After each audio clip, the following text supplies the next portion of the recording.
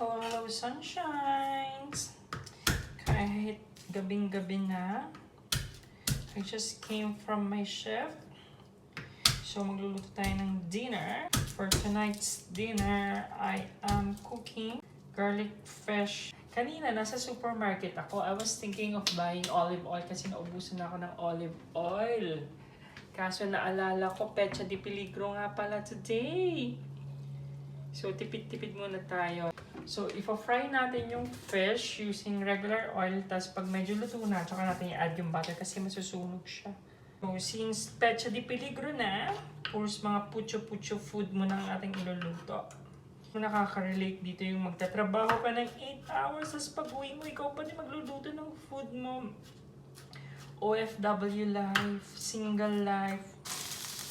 And then, we'll add rosemary para mag-mix siya sa oil, mas masarap siya. Yan. So, almost done now with our fish. Look at the color, so good, so nice. So, since medyo luto na siya, pwede na tayong magdagdag ng butter, konti-konti. Para mag-incorporate na sa sauce natin yung fresh rosemary, tanglad, and yung garlic. So, tingnan natin yung kabilang side. Oh, look at that. So nice. Ito kayo na ito. Huwag minsanan yung butter kasi nasusunog pa konti-konti lang. Ayan, since malapit na siyang maluto, ni-incorporate na natin yung butter sa sauce natin. Actually, mas masarap to kapag olive oil ang ginamit. Kaso, yun na nga, napakamahal ang olive oil. I'm having a mental debate kanina kung bibili ba ako ng olive oil kasi naubusan na ako o hindi.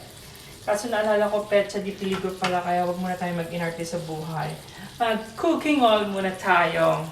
Garlic fish, garlic battered fish, tsaka later Greek salad.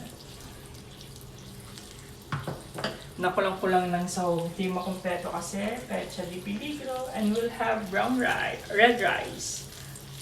Actually, maganda tong red rice na to kasi antioxidant din siya. Pampa-fresh. Yan lang natin mga dishes natin for tonight's video or for the week's video kasi Pecha de Peligro na. So, yeah. Fish natin, minarinate natin sa pepper, garlic powder, tsaka steak seasoning. So, supposedly, it should be olive oil, fresh thyme, fresh rosemary, tsaka garlic, and let them incorporate.